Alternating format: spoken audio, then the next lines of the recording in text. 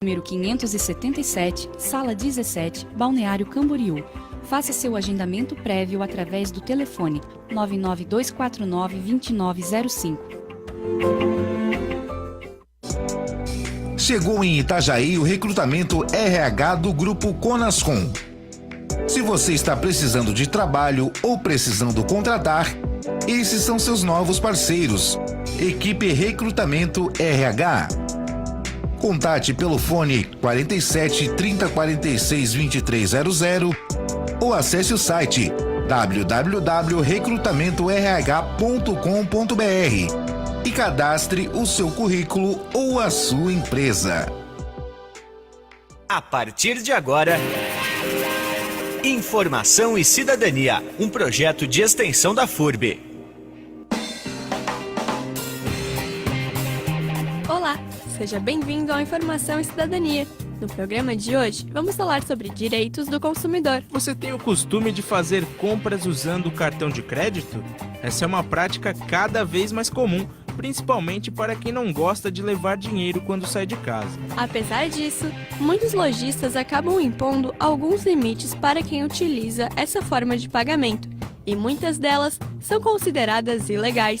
Por exemplo, compras realizadas com cartão de crédito em uma única cobrança são consideradas à vista e dão o direito do consumidor a aproveitar qualquer benefício ou desconto concedido. Outro ponto para ficar atento é que qualquer taxa cobrada pela administradora do cartão deve ser paga pelo lojista. Por fim, é importante saber que não existe um valor mínimo para compras com cartão, seja ele de crédito ou débito. A exigência de um valor mínimo de compra para passar no cartão é proibida e está prevista no Código de Defesa do Consumidor. Hoje conhecemos mais um direito do consumidor.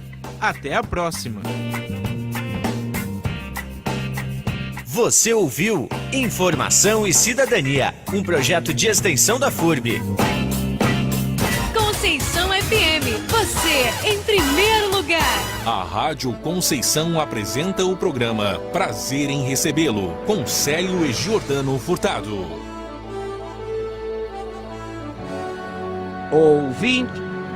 Ouvinte da Rádio Conceição.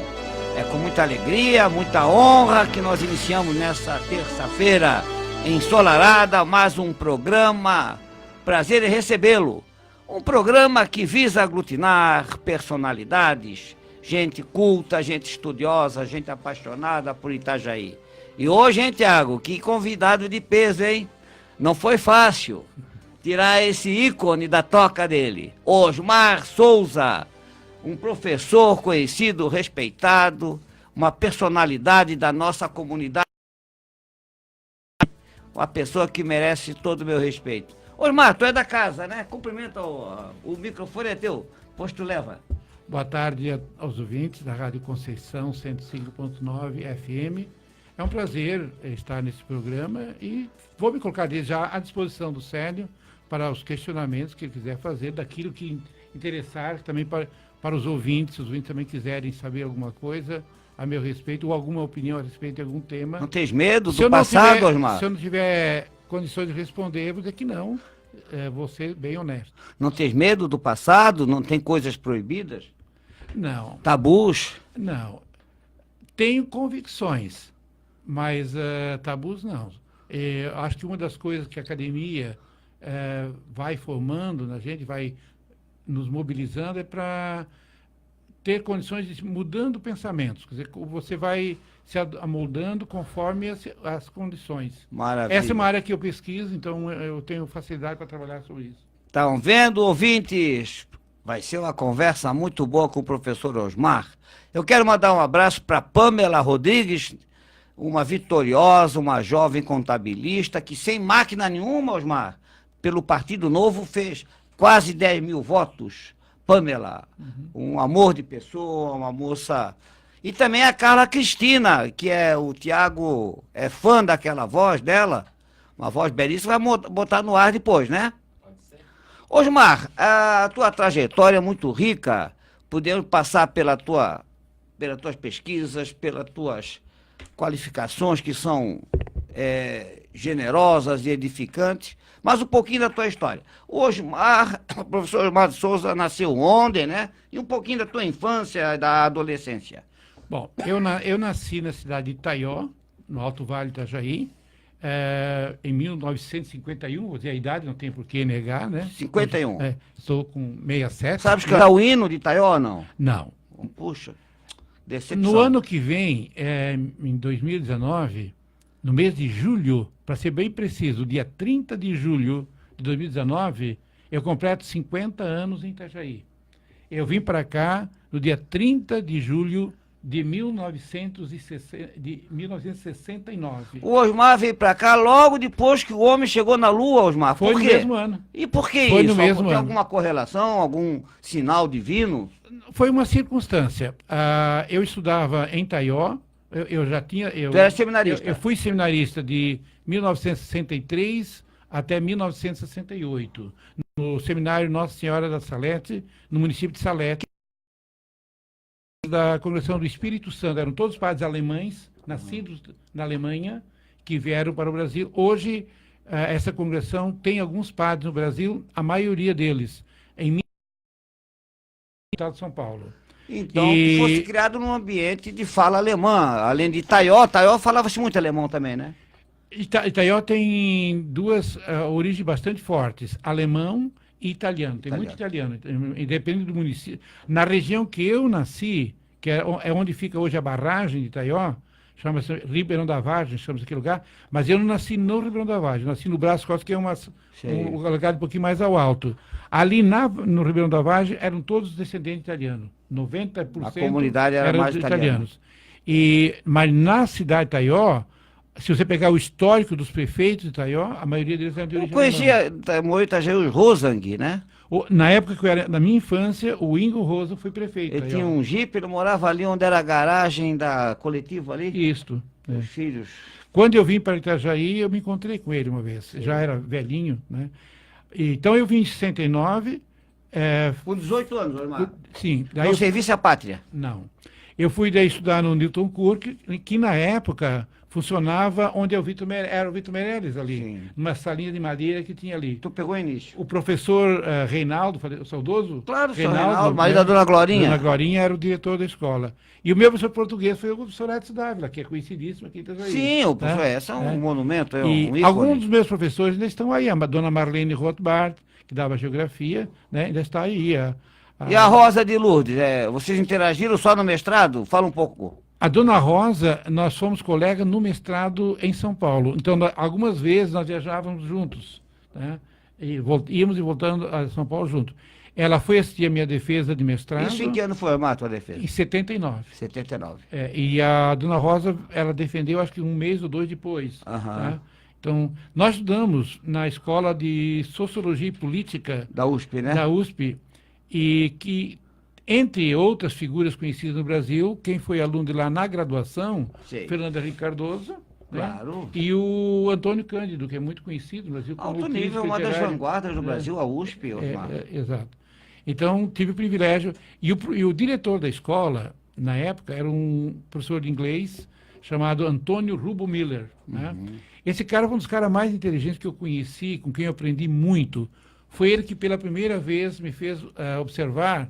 Me levou para uma sessão de candomblé, que que eu, como católico, era uma coisa que eu nunca... Chocava um pouquinho, Chocava um pouco. E aí ele levava no carro dele e ele dizia assim, olha, nós vamos para uma sessão... E eu olhei aquilo não como uma religião, mas como um ritual. Como a missa, se você olhar, também é um ritual. E baixou o santo em ti, Osmar? Não. Tu não fumou um charuto? Não. Eu só apreciei. E foi assim, interessante do ponto de vista cultural, tá? Porque se de um lado poderia ter sido um choque, mas eu já estava, digamos assim, vacinado contra isso, porque uma das coisas que a academia permite na formação é você tirar qualquer tipo de preconceito. Quando um aluno entra no mestrado, por exemplo, uma das primeiras coisas que a gente trabalha, e isso na época eu já fui sendo monitorado para isso, é desvestir-se de toda forma de preconceito e olhar as coisas como algo novo, né? E se você olhar aquilo como cultural, não tem por que a gente, né, criar algum tipo de problema. Maravilha. Está se adentrando no estúdio Sandro Simas, a voz vibrante do rádio catarinense, o guerreiro dos ostomizados. Parabéns pelo evento, Sandro. Osmar, e por que Itajaí? Qual a informação que tu tinha sobre a cidade? Qual a tua leitura de Itajaí? Sério, eu vim por um acaso, porque eu tinha um tio que era casado com a irmã da minha mãe. Ele era agricultor, como meu pai também era. Sim, sim. E ele comprou um casa de comércio aqui no Rio Pequeno. Ah, tá. Aqui em Itajaí, na rua José Pereira Liberato. Onde eu vivi até eu me casar e vir ali. E ele não tinha nenhuma experiência de comércio. E eu, quando saí do seminário, eu fui trabalhar numa casa comercial conhecida lá em Itaió. Que era o comerciante mais famoso da cidade. E ele então me convidou para vir junto, para ajudá-lo e para eu poder continuar. Porque em Itaió eu não teria condições de fazer faculdade, porque não existia lá. Hoje já tem alguns cursos da Unidade que funcionam lá, mas na época não tinha ainda. E tu desistisse assim da carreira eclesiástica, mas não te sentisse um futuro sacerdote? Eu acho que se o clero perder um sacerdote, eu acho que o magistério ganhou um professor. Sei. Então eu acho que, do ponto de vista foi uma decisão profissional, tranquila? Foi tranquilo. A conversa que eu tive com o diretor do seminário na época foi muito tranquila. A minha mãe, que era muito católica, tinha assim, uma fé danada, ela ficou triste, não tenho dúvida nenhuma, porque ela sempre me via como um futuro padre. Mas tu chegou a usar batina? Não. Tu era novinho também, né? Sim. Que idade? Eu estava no para quem não conhece a história da educação, a gente tinha o ensino até a primeira quarta série. Depois a gente fazia no seminário um ano que eles chamavam de admissão. Sim. Era um ano de nivelamento, porque como a gente vinha do interior, para entrar no seminário a gente tinha que ter um nivelamento para que todo mundo entrasse com o mesmo nível no ensino que se chamava na época ginasial, que aí começava de novo de primeira até quarta série, ginasial. E depois o ensino médio, que no seminário chamava-se ensino clássico, onde eu estudava, então, as disciplinas básicas para depois, continuando, fazer filosofia, teologia, e aí vai. Que hoje, na estrutura atual, no seminário eles chamam de estudo propedêutico, que é o preparatório para depois a vida eclesiástica. E a rotina no seminário era legal? Era melhor do que trabalhar na roça com teu pai e com tua mãe? Na verdade, a gente fazia de tudo, porque, por exemplo, a gente tinha uma rotina dentro do seminário. Normalmente a gente levantava em torno de 5h30 da manhã. Naquele frio? Arrumada, tomava seu banho, né? Depois a gente ia para a missa, isso era diária, né? E depois o café da manhã, e aí vinha, de manhã geralmente tinha aula, né? À tarde a gente tinha uma hora de recreio, então você jogava bola, jogava-se muito bola, né? O dia todo.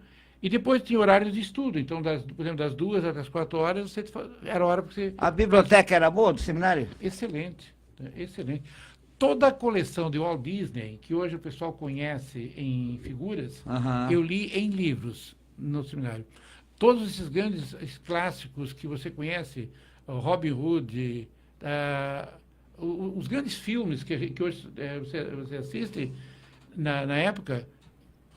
O Vento Levou, por exemplo, era um calhamaço de quase 1000 páginas. Tá? Eu li todas essas obras. Né? Sim, Osmar, e tu ali começasse a conviver com a fala alemã, com o latim, com o grego. O alemão eu estudei pouco. Eu estudei... Mas os padres eram de origem alemã, né? Sim, eu estudei latim, até o período que eu saí, todo ano nós tínhamos latim, que era uma disciplina obrigatória. Que eu, quando entrei, a missa ainda era em latim. Sim. Então, como coroinha, por exemplo, as primeiras missas que eu servi, eu respondia em latim. Tá?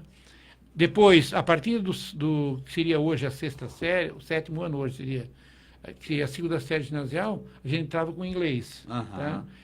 Muito bom, por sinal, o inglês que eles davam. A gente falava inglês mesmo. Tá? O professor, ele não falava em português. Olha só. Ele não falava português com a gente. Né? E, lógico, com o sotaque alemão, porque o inglês que eu aprendi tinha um sotaque alemão. Quem foi o fundador da ordem? Era alemão? O padre alemão. Ele foi canonizado, não? Não, ele era um judeu. Olha só. Né? e se converteu para o cristianismo. Século XIX?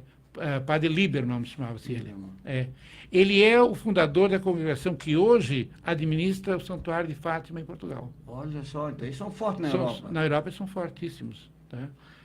Engraçado, eu olhava para o professor Osmar de Souza e falava que tu eras seminarista lá de Ascurra. Eu convivi muito com os colegas salesianos, mas eu não estudei com os salesianos. Nunca estudei com os salesianos. Tu vês, assim, alguma diferença na orientação?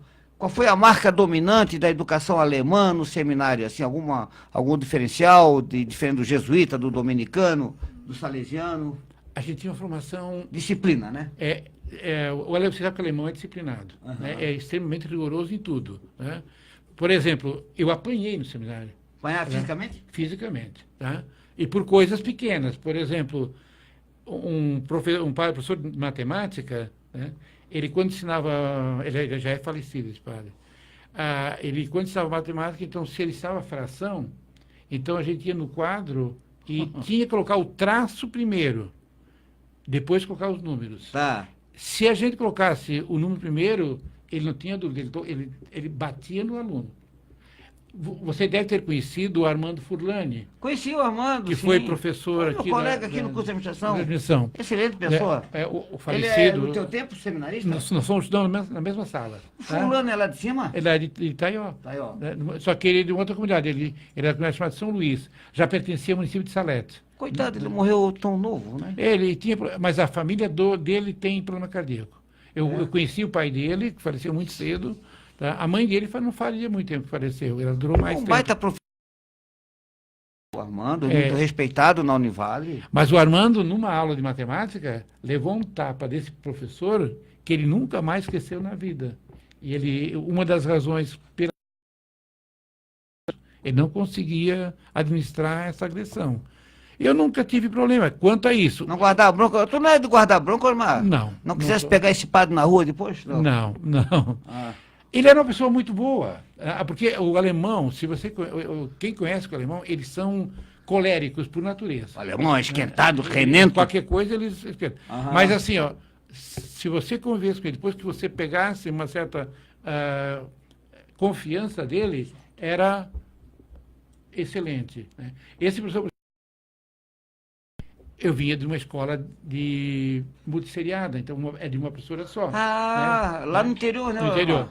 Aí ele percebia que eu não estava acompanhando as aulas de matemática dele. Então, eu nunca me esqueço que ele me chamou um dia no quarto dele e me deu toda a orientação como é que eu tinha que entender o cálculo daquela operação. Nunca mais, era uma questão de equação, tá? Eu nunca mais esqueci. E foi uma questão de uma hora de conversa. E aí, sabe, com o prêmio, quando eu acertei a operação, ele me deu lembra de clica? A gente chama de clica. Claro, a bolinha de gude. Tá? Ele deu uma bola alemã desse tamanho que eu guardei de recordação por muitos anos. Né? Não sei quando é que eu perdi aquela bola, mas eu guardei como uma lembrança. O Osmar usou uma expressão que eu tive dificuldade de falar com as pessoas. Quarto. Ele me convidou para ir lá no quarto. Não, era a sala dele. Era a sala de atendimento dele. Eu ouvi essa expressão, quarto, lá em Pomerode. Típica do alemão. O alemão, mais ou menos, pelo menos esse que eu vi, me chamou lá para ir para o quarto. O cara já escuta. Não, é lá na sala dele, no gabinete dele, no escritório. Eu não sei se é um problema linguístico de tradução, onde fica parecido o quarto e a sala. E Itajaí na tua vida. Então já tinhas um tio. Já. Daí eu vim com esse tio em 69. Durante o dia de manhã eu trabalhava com esse tio no comércio. À tarde eu estudava no Little Cooper. À noite eu voltava para o comércio, que tinha um bar, então o bar ficava até 10, 11 horas da noite. Você servia cachaça? Né? Tudo, de tudo um pouco. Tá? No tempo, no tempo que a maioria das pessoas da vizinhança, eles não compravam café em quilo, eles iam comprar um quarto de quilo, o café moído na hora, né? Era isso que eu servia. Era lá no Rio Pequeno? No Rio Pequeno. Quando pegou aquela travessia de Bateira ali? Sim, no outro lado do rio. Era um táxi de Bateira. No outro lado do rio tem vários que eram amigos nossos. Então a gente, final de semana, se encontrava com eles. Como é que foi, Osmar, a adaptação? Tu sentiu diferença o mundo de Salete, de Itaió, para Itajaí? Eu não posso nunca reclamar. Até a semana passada, existia uma família aqui perto da Almerim de Brito, ali, Custódio, talvez Eles tinham uma venda ali que vendia farinha? Não, né? Não, ali é do Ofa, né? Como é o nome dele? Fopa. Essa família tinha uma professora, uma colega minha de ensino normal, do que chamasse normal, na época, o ensino de ensino rural, que eu fiz magistério, né, para trabalhar como professor. E essa família me acolheu, então eles é que me guiavam por dentro de Itajaí. Legal. Né? E gostasse? Muito. Eu saía com eles na semana para as baladas, que naquela época era o Soares, né? Soares. Começava às 4 4 tu estás falando década de 70 já. 70. Foi em 70 que eu cheguei. Na verdade, a minha vida em Itajaí social, em 69 foi só um semestre. Sei. Então, na Copa do Mundo de 70... Meu Deus, que alegria, Tiago. O Brasil nunca foi tão feliz. Eu estava na... Festa. Para assistir os jogos de Copa 70, então era do tempo do televizinho. Então a gente saía da casa do meu tio e ia na casa do vizinho que E tinha o uma TV professor logo veio, já se apaixonou pelo Marcílio ou pelo Barroso? Na época eu assisti os dois, porque tinha os dois ainda. Os dois, claro, o Alviverde. Mas depois o Barroso fechou e hoje eu sou marcilista de carteirinha. Eu sei disso. O futebol, né? E os teus primeiros amigos, assim, primeiros professores de Itajaí? Tiago, como é que tá o tempo aí? Depois passa o áudio da Carla Cristina, que é de Rio do Sul também, que está acompanhando a conversa aqui. Desculpa, perdi a pergunta. A tua adaptação aqui, os amigos e os professores? Olha, eu tenho professores que eu tenho assim, uma amizade muito grande até hoje, né? Foram meus colegas também da Univale, um deles é o Edson Dávila, né? Foi meu professor de português. Um baita cidadão, baita professor. E respeito muito, eu acho que... Foi homenageado agora no Instituto Histórico Geográfico. E o Edson Dávila. Há pouco tempo faleceu o saudoso Lauro Tramontim, também. Não conheci. Foi diretor do... Eu conheci o Lauro como seminarista, lá em Itaió. Tá? Depois a gente se encontrou aqui em Itajaí. Ele já não era mais seminarista. E a tua aproximação com o mundo salesiano? Porque eu morei no Parque eu morei no Rio Pequeno durante 40 anos e a paróquia ali era a paróquia Dom Bosco. Então eu me aproximei com eles por causa disso. Conhecesse o Padre Alvino Beber? Sim. Foi o Padre Alvino que batizou meus filhos, na época do tempo dele. Padre Alvino, eu escrevi um artigo quando ele faleceu em Angola ou Moçambique, agora não sei. Angola. E um exemplo de vida dedicada, de vida consagrada, ele velhinho, podendo aproveitar a aposentadoria em Santa Catarina, ele é a família ali de Apiúna, né? Eu acho, ali de cima. De Ascurra. Ascurra. Rapaz, ele foi cuidar das crianças na África. Um baita padre, ele deu aula de física para mim no Salesiano, o Padre Alvino Beber, mas um baita educador, uma trajetória assim digna. Velhinho já assim resolveu dedicar o final da vida dele. Eu queria retomar uma pergunta que tu fizeste. Por favor, irmão, tu que manda aí. O Tiago que atrapalha muitas perguntas. Não, é que tu tocaste numa questão que eu acabei não completando. Da maneira como o salesiano vê e como a congregação que eu trabalhei. Eu tive uma formação que eu chamaria hoje de uma formação mais ecológica. Em que sentido? A gente tinha uma formação acadêmica, escolar, mas a gente tinha muito contato com o mundo social. Então, a gente visitava doentes, a gente ia para os bairros, as regiões mais pobres de Salete, que tinha pobreza na época, mas não nada comparado com o que se vê hoje. Não um pobre assim. E a gente fazia muitas caminhadas pela natureza. Então, a gente levantava, às vezes, 4 horas da manhã e ia lá escalar um morro, não sei aonde. Tinha altas cachoeiras. Tinha as cachoeiras muito bonitas. Então, esse lado ecológico era uma característica deles. Isso é uma coisa muito fora dos alemães. Que marcou, né? O salesiano, ele tem uma outra perspectiva. O foco do salesiano é o jovem. Tá? Então, ele quer tirar o jovem da rua. Ele quer era o carisma de Dom Bosco, né? Ainda né? Se você pegar aqui o nosso colégio salesiano, Padre Lino, com seus 80 anos, ainda fica ali no pátio escolar, conversando, ouvindo os jovens o tempo todo. Osmar, e tu na tua fase ainda de seminarista e jovem, começou a teologia da libertação nunca mexeu contigo? A opção preferencial pelos pobres? Eu conheço... Nunca tivesse um namoro com a esquerda? Não. Eu politicamente, sério, eu nunca tive envolvido. Eu sou, por natureza, político, no sentido de que eu quero o bem da comunidade, eu quero o bem coletivo. Da polis. Né, da polis. Naquele sentido aristotélico, né, de que o homem é um ser político por natureza. Nesse sentido, sim. Mas eu nunca me envolvi, por exemplo, com nenhum partido político. Eu nunca estive engajado, né, com nenhum político. E nenhum os partido. padres alemães deviam ser mais conservadores também, né? São, eles são. Se pegar...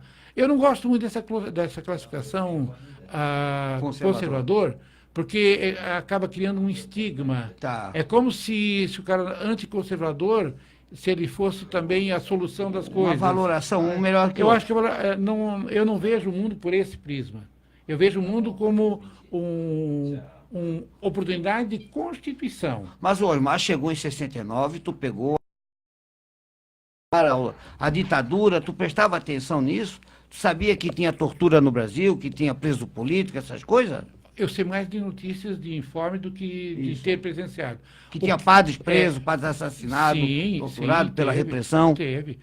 Não, e quando eu comecei a faculdade, por exemplo, não sei se pegasse esse tempo, para eu me matricular na faculdade, eu precisava passar no fórum e pegar um atestado que eles do chamavam DOPS, né? folha corrida. Eu estudei no Rio de Janeiro, não estou na FEPES. Então, porque queria a gente se matricular só uma vez por ano. Era a trajetória acadêmica era por ano, não era por semestre como é hoje. Já pegou a FEPES aqui, Osmar? Eu ainda peguei no Newton Cook. No teu curso. Eu peguei lá no Newton Cook. E toda a minha faculdade foi no Newton Cook. E quem é os professores que tu mais tivesse afeição, assim, que tu conviveu no teu período universitário, assim, que te marcaram? Olha, o professor que me marcou, né, chama-se Celestino Sacchetti. Tá? Claro. Um grande... Ele está vivo ainda, tá? Um educador lá de Florianópolis, né? Por que o Celestino Sacchetti me marca? Porque ele é um cara criativo, super bem-humorado. Escrevia muito bem, não, Eu nunca esqueço de uma aula que nós estávamos na sala, uma lua belíssima, e ele olhou para fora e disse: "Vocês já viram como a lua está bonita hoje?" Pegou os 40 alunos da faculdade, levou lá no pátio, tinha uma cancha ali fora, e agora, faça uma metáfora para a lua. Isso é um educador. Aí cada um foi dando uma pitada de metáfora e saíram umas coisas muito maravilhosas. Depois ele voltou para a sala de aula e disse: "Olha, quando você estuda teoria literária, uma coisa é a teoria do livro, outra coisa é a teoria daquilo que você vai criando, conforme a oportunidade que vai aparecendo. A palavra, ela te instiga." Osmar é uma aula que eu nunca Souza, esqueço. dando um show de entrevista, Tiago. Vamos para o apoio cultural e... Vamos ouvir o áudio da Carla Cristina de Rio do Sul, ouvinte. Fã do Tiago de Campos. Boa tarde, ouvintes, participantes, locutor mestre Célio Furtado. Gostaria de deixar registrado aqui meu apreço pelo programa Prazer em Recebê-los, da Rádio Conceição, 105.9 FM de Itajaí. Sou a ouvinte Carla, resido na cidade de Rio do Sul. Acompanho há muito tempo este brilhante espaço, que já é para mim uma fonte de informações e de aprofundamento dos assuntos atuais. Gosto muito das entrevistas. O pessoal que compõe a mesa, juntamente com o mestre Célio, todos muito simpáticos, pessoas cultas, como dizia uma professora minha nos tempos de colégio. Nada como a experiência de anos e anos, sendo testemunhada ativa e crítica das transformações do mundo. Podemos perceber a importância do programa na abertura de novos talentos, um espaço para mostrar e dar muitas oportunidades a todos. Com isso, eu desejo um excelente programa e, com todo o meu respeito, mando um abraço a todos. Muito obrigado, Carla Cristina. Tiago, que voz bonita, hein? Nós estamos aqui no Obrigado, com o professor de Souza, um dos ícones da educação de Itajaí, respeitadíssimo, uma unanimidade, e eu tenho o privilégio de conviver com ele sempre nas missas, na missa no hospital, E até ele está... Eu queria ler mais lá na frente, mas a irmã Neuza só quer o Osmar. Não sei porque ele lê melhor essas coisas. Mas como é bom ser católico, né, Osmar? Olha, quando eu completei 40 anos de magistério... Não sempre fosse assim, firme na fé. Na verdade, a gente quando é jovem, a gente tem outras opções, né? Então eu gostava de jogar futebol. Razoável. Dizer que eu era um... Chutava com as duas? Não, eu era um goleiro mediano. Frangueiro, assim. terceiro reserva. Então, mas sempre joguei. Até jogo ainda de vez em quando surge uma oportunidade. Mas assim, a Carla ali do Rio do Sul, na fala que ela... Carla Kishiratim. A do Sul, quero mandar um abraço para a Carla. Eu também sou da região, então minhas irmãs moram em Rio do Sul, então eu vejo quanto estou lá, conhecendo aquela cidade que eu tenho um apreço muito grande. Mas ela falou uma expressão que eu queria recuperar: nada como experiência. A gente, quando começa uma atividade, seja de qualquer for, a experiência que faz tudo. E no caso da religião, essa experiência, ela vem muito por conta da minha mulher. Porque eu, Nilza... A dona Nilza, Ela é que, na verdade, me traz de volta para a igreja. Porque ela fez um encontro ali com os salesianos, ali no Dom Bosco, que era uma oficina, chamava-se uma oficina de oração. E foi através dessa oficina que eu aprendi a ter uma relação de oração, que não é aquela oração formal, era decorada. Um terço, não? Não. Era uma reflexão mesmo. Era um encontro com a palavra. E, a partir disso, você pode com as pessoas. A religião... Então, quando eu completei 40 anos de magistério, eu fiz uma palestra lá na FURB e eu fiz uma afirmação que eu gostaria de repetir agora. Que eu não trocaria na minha vida a minha esposa, a minha profissionalidade e a minha religião. Maravilha, uma coisa linda. Está por escrito isso? Eu publiquei isso. Está num artigo na revista da FURB. Posto localiza aí pra gente, que a gente fala aqui no ar. Isso. Isso foi... que ano foi? No ano 2000. Foi 2010, isso foi. Isso. Né? Por que essas três coisas? Porque, na verdade, quando a gente se conheceu, da vida um do outro. E na vida que hoje nós estamos juntos há 46 anos. Um belo casal, um casal atleta, né? Estão sempre caminhando. Agora estamos competindo, né? Em 5 km também. É? Estamos na corrida. Tu agora... tá aí, Thiago, esse casal tá subindo pedra, tá na atalaia, tá no mole. A gente faz alguma coisa.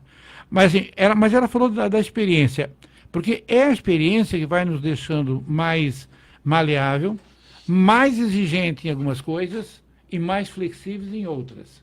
Então, princípios, a gente não abre mão, né? Agora, por exemplo, a questão religiosa, por exemplo, é muito diferente você pensar a religião do ponto de vista institucional e você pensar na religião como uma prática de vida. São coisas diferentes. Você segue uma instituição, mas você molda a sua prática, as suas experiências. Isso vale para a educação também. Você vai trabalhar uma disciplina, qualquer que seja a disciplina. Você tem um conhecimento prévio dessa disciplina para poder... você fez um estudo para trabalhar aquela disciplina. Tá. No entanto, quando você está ali com 40 alunos, você está com 40 histórias diferentes. Eles vão trazer as experiências deles. E hoje eu aposto muito na educação dialógica, né? Aquela educação que a gente trabalha no coletivo. Então, nunca é o meu pensamento, é o pensamento daquelas pessoas que me forjaram. O professor Osmar se adaptou bem ao espírito ecumênico? Não foi difícil, assim? Não. Sair do mundo católico para conviver com outras confissões? Não, porque eu tenho... Aí vale de novo a experiência. Eu tenho uma irmã que foi casada com luterano, ela é viúva hoje. Luterano. Luterano. Então eu já assisti cultos lá, por exemplo, eu fui padrinho do meu sobrinho na igreja luterana, ele casou na igreja luterana em Rio do Sul. Né? E aprendi com o ritual da igreja luterana. Os luteranos são muito lúcidos. Né? Estudam muito. Não é qualquer um pode ser pastor, eles fazem teologia, e uma teologia muito forte. Né? Seguindo, é famoso um pastor lá, agora esqueci o nome dele, pastor hoje lá de... Adelmo. O Adelmo. Adelmo atualmente é o É Adelmo. um homem carismático, né? É. Volta e meia tem mensagem dele na internet, no Facebook, eu encontro muitas mensagens dele. Ele é muito prático nas questões. E por conta da universidade, você também trabalha com umas aplicadas do ponto de vista social, né? A questão, por exemplo, da homofobia, a questão da homossexualidade. Como orientador de pesquisa, eu orientei, por exemplo, um pastor, que é da Igreja da Assembleia de Deus. Tá? E o que ele pesquisou? Foi bom diálogo, Osmar, não houve... Excelente. Não, excelente. Preconceito. Ele era uma pessoa muito boa, era uma pessoa muito... Porque eles vêm com essa conversa que nós adoramos imagem, que nós adoramos Nossa A gente não Senhora. entra nessa conversa. Né? No hospital, a mesma coisa. Eu sou ministro da comunhão no hospital, e então a gente não entra num quarto. Se ele diz assim, eu sou evangélico, ótimo. Tá? Se aceita uma oração, eu faço. Sim. Se ele disser, não, a minha religião é outra, então eu simplesmente saio e não digo nada. Né? E às vezes tem 2, 3 que são católicos, então aí eu faço minha oração. Convido eles a participarem. Normalmente eles participam. Né? Um ou outro que vira a cara, às vezes, mas não tem problema nenhum quanto a isso. Por que nós católicos perdemos tanto espaço, Osmar? Foi falha nossa da igreja, ou o mundo mudou, novos tempos, ou isso já faz parte da profecia? Eu não sei se a barca de Pedro é pequena e pronto. Eu não sei se a gente perdeu espaço. Eu acho que a gente talvez perde em quantidade, mas eu acho que a gente está ganhando em qualidade. Eu vi no dia que o Bolsonaro ganhou, que a Globo mostrou, eles fizeram uma oração, aquele magno em Malta lá, e ninguém se benzeu. Não, exato. Mas não benze mesmo, porque o evangélico não... Mas achar que o Bolsonaro fosse católico. Não sei qual é a religião dele. O cara não se benzeu, assim, uma coisa... Bem, tudo bem, cada um na sua. Não, o sinal da cruz é um símbolo do católico. Né? É uma coisa poderosa, forte. Mas é nossa. Mas eu respeito, não tenho nenhum problema com isso. Agora, eu estava falando da qualidade. Por exemplo, eu hoje trabalho na pastoral familiar também.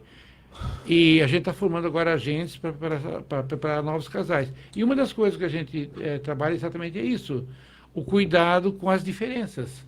Né? Porque, de repente, você tem aí um casal que são de religiões diferentes. E daí, como é que a igreja não vai acolher? Ela tem que acolher. Osmar, tu que desde 1951 tu reza, desde que nascesse, fosse bem batizado, bem crismado, tu já passou por muitos padres, algum te marcou? Ou são todos, ou alguns são mais carismáticos? Não. Qual foi os sacerdotes que te marcaram, assim? Olha, se eu pegar, por exemplo, a minha formação no seminário, esse professor de matemática que eu falei, o padre Walter... Que te deu um cascudo. Que deu o cascudo, ele me dá uma direção assim, talvez aquilo que a gente diga, a gente lê na palavra, diz assim, que o teu sim seja sim, que o teu não seja não, ele era desse tipo. Tá? Não tinha meio termo. Coisas na vida, existem momentos na vida que tem que ser assim também. Ou você, com um filho, por exemplo, você diz sim e não. Se você titubear, a sua orientação também vai se perder. Ah, tu não foi um pai molenga, assim? Eu fui de conversar, sou de conversar. Né? Aliás, hoje eu com filhos, eu considero como pessoas amigas, eu porque a gente eu conversa. conheço só o Nilmar é o queridão da nossa irmandade, risonho, bonachão, não tem tempo ruim pro Nilmar. É Neymar, né? Nilmar. Mas a gente sacanagem chama de Neymar só por causa do jogador, aí ele não liga também, faz aquela troca de nome. Eu só tenho um problema com ele, que ele é flamenguista, né? E eu sou Botafogo. Né? Então, não tem vascaíno na família, irmão? Nem a patroa? Não. Nós lá em casa somos assim, são todos times diferentes. São 4 filhos, o mais velho é Flamengo, o segundo é Fluminense, eu sou Botafogo e o terceiro é São Paulino. E a minha filha é palmeirense, então cada um do seu tempo. Não torcesse para o Atlético de Itaió, não? Não, Atlético não é Itaió. Itaió tinha a União e o Cacique, eram os 2 times de Itaió, conhecidos. Udo contra o Fritz. A rivalidade ali era baba.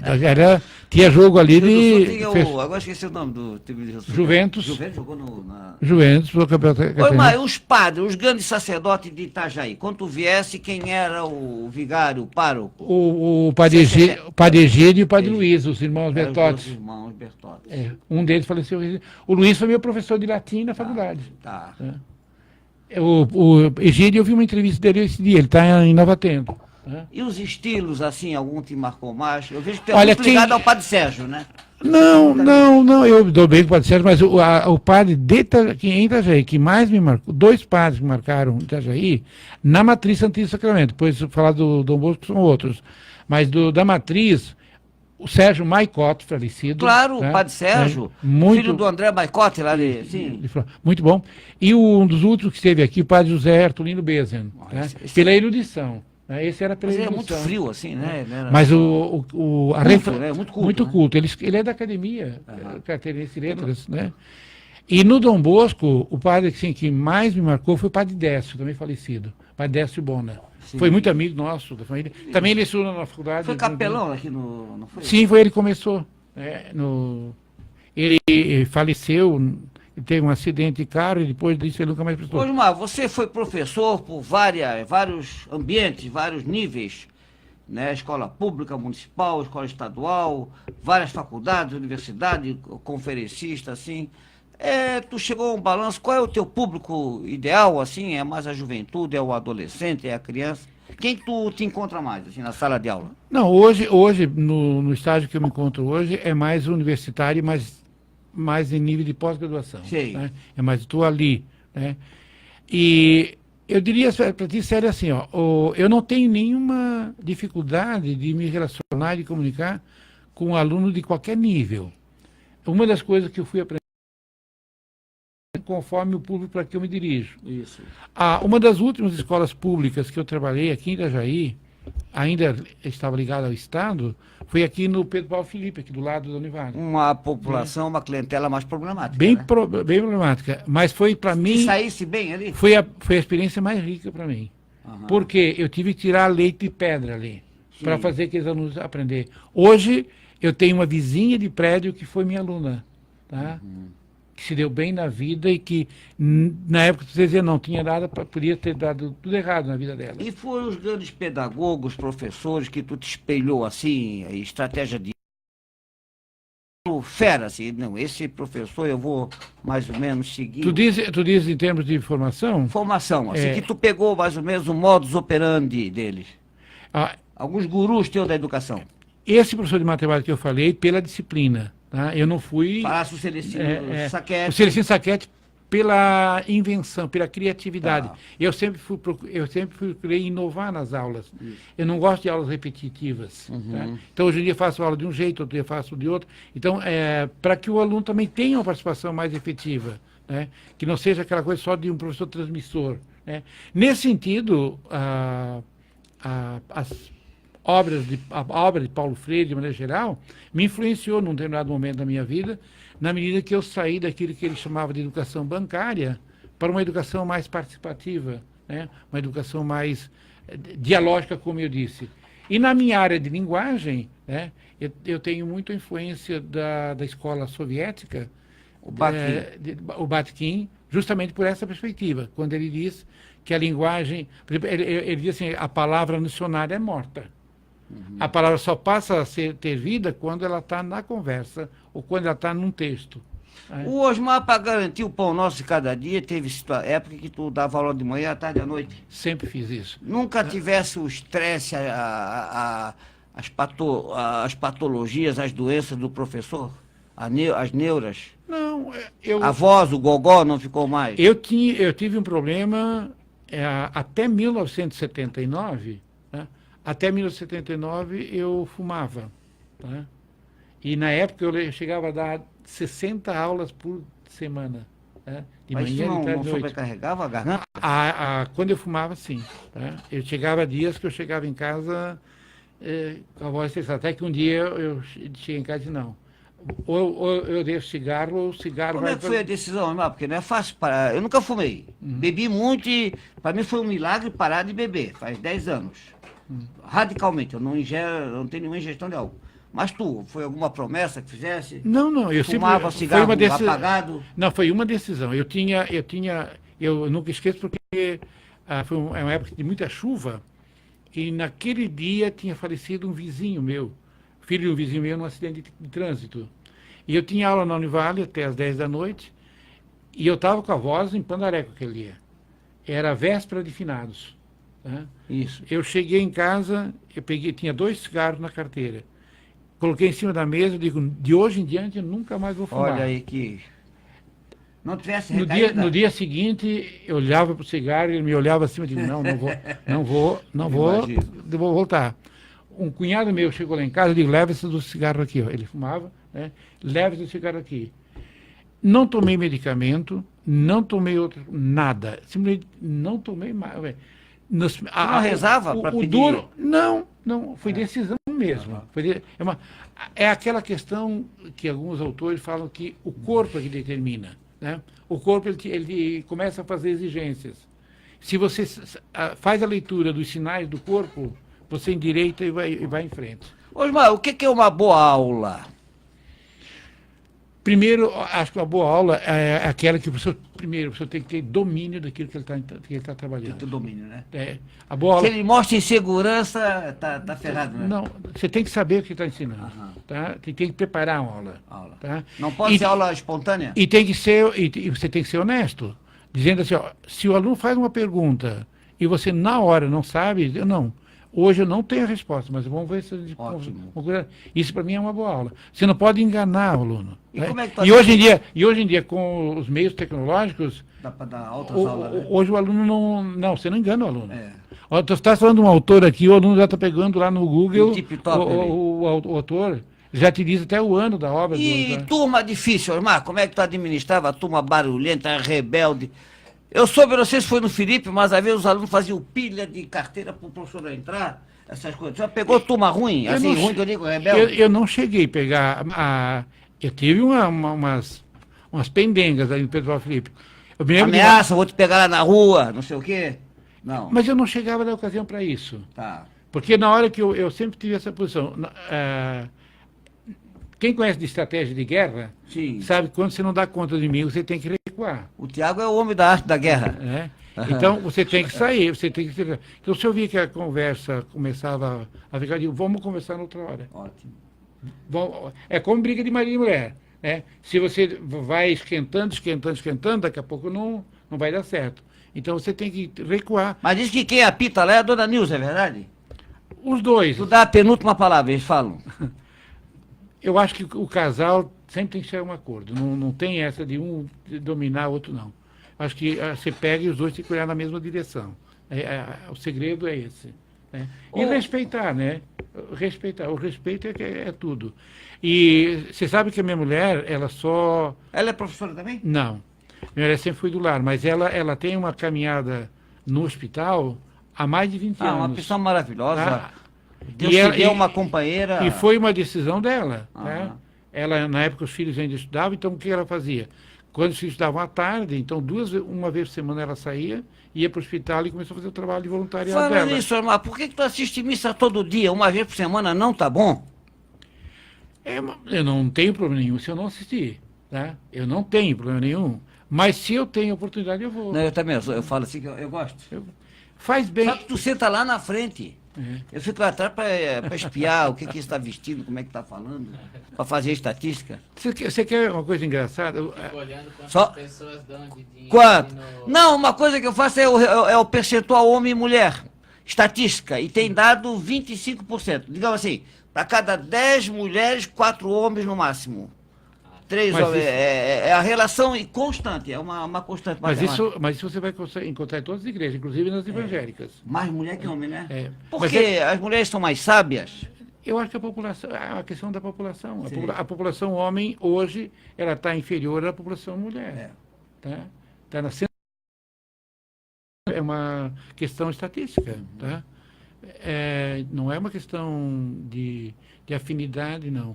Agora, me impressiona hoje em alguns segmentos... Gente, eu estou brincando, eu sou um pecador, eu vou para rezar para lavar minha alma. Isso aí é brincadeira. Não, mas eu impressiono hoje que, por exemplo, aqui na matriz... Adelso está saindo? Não, né? Vai estar padre, viu? Ele vai sair do hospital, agora não sei como é que fica a situação dele. Mas fala, desculpa. Não, eu fico impressionado hoje com a juventude. A juventude hoje está... Tem poucos jovens na igreja, mas os que estão muito convictos. Estão muito convictos. Tá? Como é que o Osmar convivia com a cola? Osmar fazia vista grossa, fingia que não via? Quem cola não sai da escola? Ou tu era a linha dura? Não, como aluno eu nunca colei. Isso é uma coisa que eu tive. Tá? E como educador, assim? Eu fazia vista grossa, fazia conta que não estava vendo, mas quando eu corrigia o trabalho, eu sabia se eu não tinha colado ou não. Dava para sentir, Osmar. A gente sabe, né? A gente sabe quando não cola. Né? Osmar, e a alegria de ver o ex-aluno brilhando aí na sociedade, tu deve ter uma cacetada de ex-aluno que se deram bem na vida, né? Sério, a gente tem uma contradição aí, porque eu já encontrei vários ex-alunos pedindo dinheiro nos semáforos. Isso é uma tristeza, né? Tá? Vários alunos, inclusive aqui do Pedro Paulo Felipe. Aqui no semáforo da Univale, vários... Tu falhou?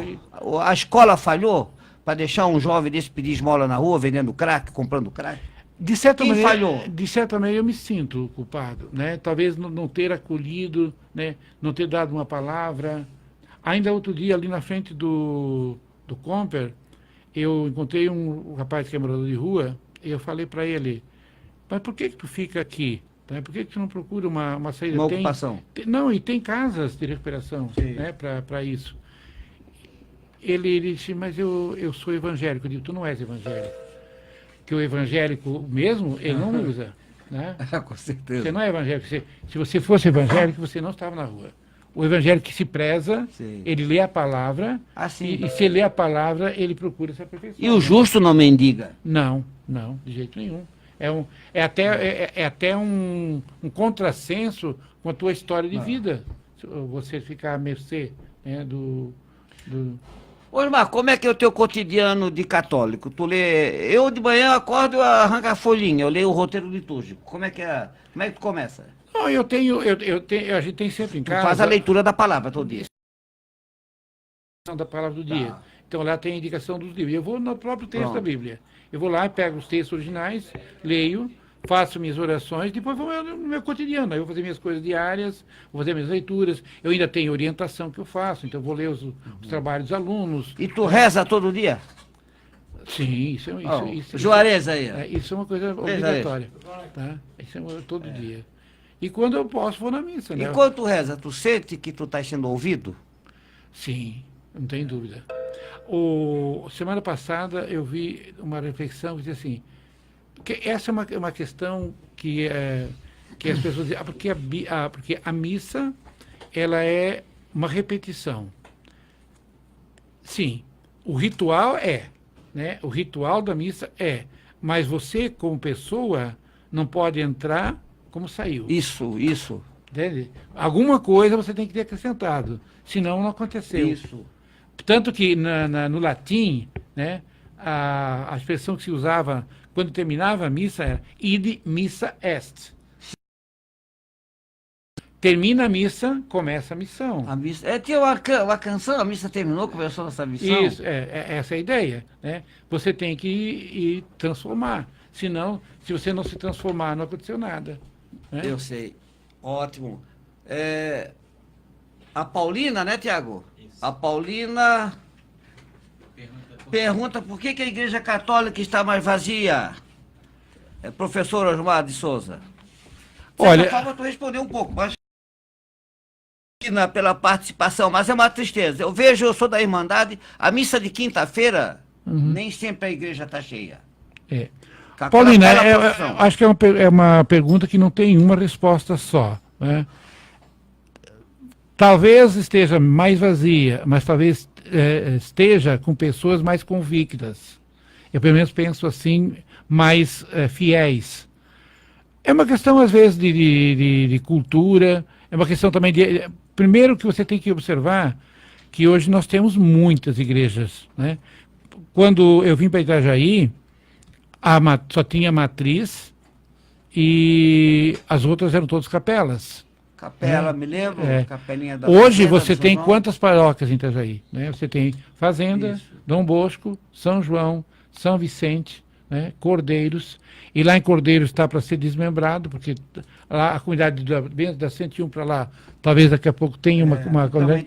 Isso vai dividir um pouco as pessoas. Mas é um motivo para nós pensarmos, Paulina. Agora, eu acho que é uma boa pergunta. Eu acho que, de alguma maneira, nós todos, de alguma maneira, somos culpados disso. Isso.